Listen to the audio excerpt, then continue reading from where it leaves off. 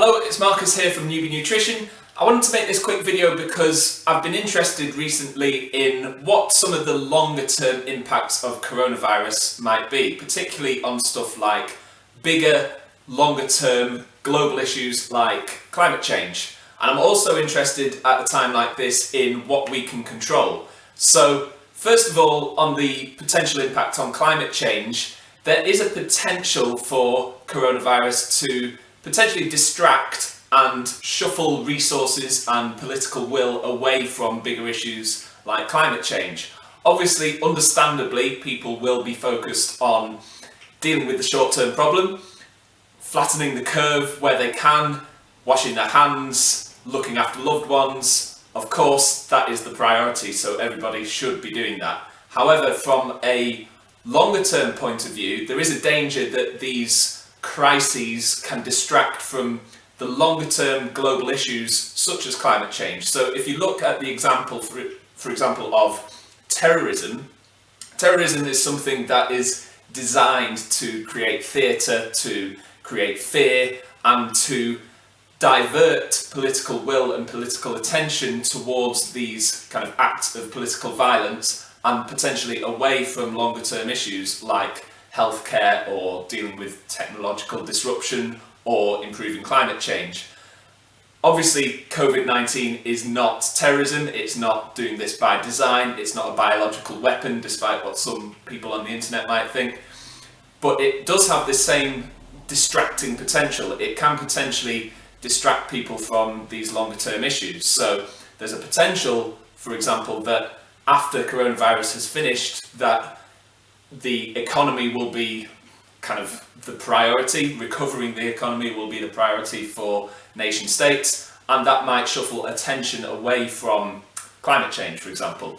In the short term, emissions are down, people are taking less flights, they're cutting out non-essential travel, but that does raise the question of what is essential travel? If more people cut down non-essential travel in the first instance or over the longer term, that might actually have a big impact on our climate change efforts. So there might be some positives to take from this in terms of habits that are established during this time, which then continue and potentially impact climate change in a positive way. So there's two sides of that coin. Secondly, in terms of what we can control, there are always things that we can control.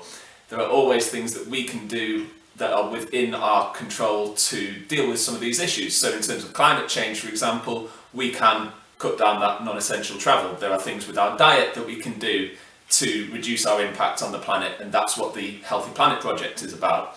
In terms of our diet as well, from a nutritional standpoint, there are things that we can control in terms of prioritising our own health, which is obviously very important at a time like this, in terms of maximising and optimising our general immunity.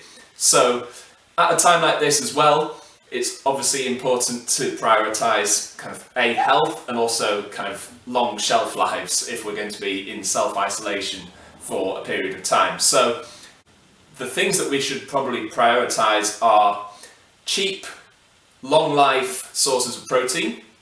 So stuff like whey protein is brilliant for this, tin tuna, frozen meat, frozen fish, stuff like that. Whey protein, by the way, just really comes into its own in a situation like this as a cheap protein source which is relatively low in calories.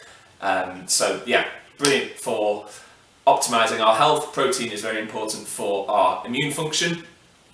Secondly, vegetables. Can we prioritise maximising the number and variety of vegetables that we get in our diets? Can we look to try and diversify some of the protein and vegetable sources that we get from our diet? So frozen veg is great, it doesn't lose any nutrients by being frozen, so perhaps opt for that if you're looking for longer shelf life. Thirdly, stuff like legumes, kind of tinned beans are great for fibre, for satiety, for good carbohydrate source. And then there's things like getting outside. We can still get outside to a certain degree, or we can supplement with vitamin D.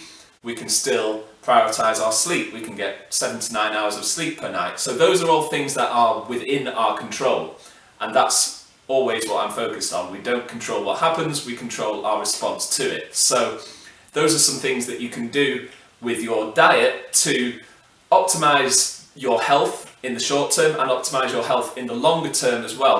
Because once coronavirus blows over, there will be this period where people will need to still optimize their health for the long term. They'll still need to deal with these larger problems like climate change. So your diet is a part of that process. So the Healthy Planet Project is all about helping you to improve your health in the long term, achieve your body composition goals, whether that's fat loss or muscle gain, or just improving your health generally, and do all of that in an environmentally friendly way. So we have a free 14-day challenge, which will be available on the link in this video.